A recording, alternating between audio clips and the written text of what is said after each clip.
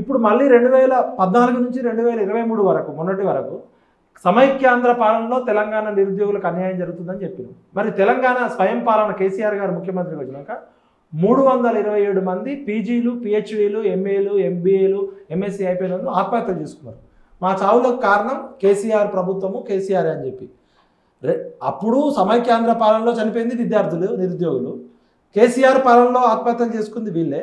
2001 నుంచి 2014 వరకు జరిగిన 14 ఏళ్ల మూమెంట్లో 1200 మంది చచ్చిపోయారు. కేసీఆర్ గారు పదే పదే చెప్తారు, ఒక రక్తం చుక్క లేకుండా పార్లమెంటరీ పద్ధతి ద్వారా నేను తెలంగాణ తీసుకొచ్చినా అని చెప్తాడు. పొట్టి శ్రీరాములు గారు ఒక్కడు అమరజీవి అయితే ఆంధ్రప్రదేశ్ రాష్ట్రంలో ఆయన పేరు మీద యూనివర్సిటీలు ఉన్నాయి. మన తెలంగాణలో కూడా మొన్నటిదాకా పొట్టి శ్రీరాములు తెలుగు యూనివర్సిటీ ఉంది. ఆయన విగ్రహాలు ఉన్నాయి. ఆయన చరిత్రకి, ఆయన త్యాగానికి ఒకటి వచ్చింది. ఒక పొట్టి శ్రీరాములు గారి అమరజీవిత్వానికి త్యాగం దక్కింది. ఆంధ్రప్రదేశ్ రాష్ట్రం ఏర్పడ్డది. మరి మన ఆంధ్ర రాష్ట్రం ఏర్పడ్డది. అప్పుడు మన 1200 మంది పిల్లలు చనిపోతే కనీసం ఇప్పటి వరకు ఆ పిల్లల అడ్రస్సులు లేవని చెప్తున్నారు. ఆ పిల్లల మీద ఒక మ్యూజియం కానీ, ఒక అమరవీరుల స్తూపం కానీ, వాళ్ళ చరిత్రను ఇంతవరకు రికార్డు చేయలేదు. 69లో చనిపోయిన వాళ్ళ రికార్డు ఇంతవరకు లేదు. 2001 నుంచి 2014 చనిపోయిన వాళ్ళకి గుర్తింపు లేదు, గౌరవం లేదు. ఇప్పుడు ఈ కేసీఆర్ అనేటోడు ఒక నియంతలాగా మారిండు, నిరుద్యోగులకు వ్యతిరేకంగా ఉన్నాడు, ఉద్యోగాలు వేయట్లేదని చెప్పి పార్టీలకు అతీతంగా కేసీఆర్ అనే ఒక నియంత పోవాలని చెప్పి నిరుద్యోగులంతా ఏకమై ఆ 2 to 3% ఓటు బ్యాంకే కదా డిఫరెన్స్. నిరుద్యోగులు 30 లక్షల మంది గ్రామాలకు వెళ్ళి బస్సు యాత్రలు చేసి కాళ్ళు మొక్కి తీసుకొచ్చిన ప్రభుత్వంలో ఇప్పుడు అసలు కాంగ్రెస్ పార్టీ ఇప్పుడు మనం ప్రజెంట్, ఎందుకంటే ఈ చరిత్ర అంతా తెలవాలి. ఇప్పుడు అసలు ఏం జరిగింది, కాంగ్రెస్ పార్టీ ఎట్లా గెలిచింది, ఎందుకు నిరుద్యోగులకు వాళ్ళు రుణపడి ఉన్నారంటే ఇది మీరు తర్వాత ఎడిటింగ్ చేసి ఇది పెట్టండి. భారత జాతీయ కాంగ్రెస్ తెలంగాణ రాష్ట్ర కాంగ్రెస్ కమిటీ అసెంబ్లీ ఎన్నికలు 2023 అభయహస్తం మేనిఫెస్టో, ఇందిరమ్మ రాజ్యం ఇంటింటా సౌభాగ్యం అని చెప్పారు. ఈ మేనిఫెస్టో మీరు వెబ్సైట్లో కూడా డౌన్లోడ్ చేసుకోండి. 34 డిక్లరేషన్లు ఉన్నాయి దీనిలో, 42 పేజీల్లో 420 హామీలు ఉన్నాయి దీనిలో. మనము ఇది ఏం జరిగిందంటే మేము ఎందుకు పనిచేయాల్సి వచ్చిందంటే గతంలో జిహెచ్ఎంసీ ఎలక్షన్స్ అప్పుడు కేసీఆర్ అనేటోడు అసలు విపరీతమైన ఒక నియంత లాగుండే. ప్రజాస్వామ్యం అనేది పక్కకు పెట్టి రాజ్యాంగాన్ని కూని చేస్తున్న టైంలో మనం ఎట్టి పరిస్థితుల్లో కేసీఆర్కి బుద్ధి చెప్పాలని చెప్పి పార్టీలకు అతీతంగా మేము బీజేపీని గెలిపించాలి ఇక్కడ అని చెప్పి, మాకు బీజేపీ సిద్ధాంతంతో అవగాహన లేదు, మాకు బీజేపీతో చాలా డిఫరెన్సెస్ ఉన్నాయి, అయినప్పటికీ కూడా కేసీఆర్ అనేటోడికి ఒక దక్క తగలాలని చెప్పి మేము స్వయంగా మా టీం అంతా కేశవ మెమోరియల్ స్కూల్లో ఉండి, అప్పుడు ఆయన ఎవరు మన సెంట్రల్ మినిస్టర్ ఉండే ఆయన యాదవ్ గారు, ఆయన పేరు భూపేంద్ర యాదవ్ గారు, అమిత్ షా టీం మా దగ్గరకు వచ్చి తెలంగాణ పౌర సమాజం సపోర్ట్ చేయాలని చెప్తే ఖచ్చితంగా కేసీఆర్కి బుద్ధి చెప్పాలని చెప్పి 11 రోజుల్లో 48 సీట్లు రావడంలో మేము మా నిరుద్యోగులం మా టీం పనిచేసినాం.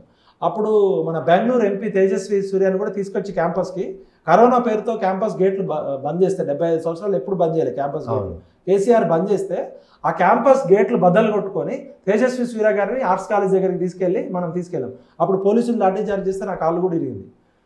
ఆ తర్వాత జిహెచ్ఎంసీ ఎలక్షన్లో గెలవడము, దుబ్బాకలో దుమ్మురేగింది కేసీఆర్ కంట్లో, జిహెచ్ఎంసీలో వరదలు కొట్టుకుపోయిండు. తర్వాత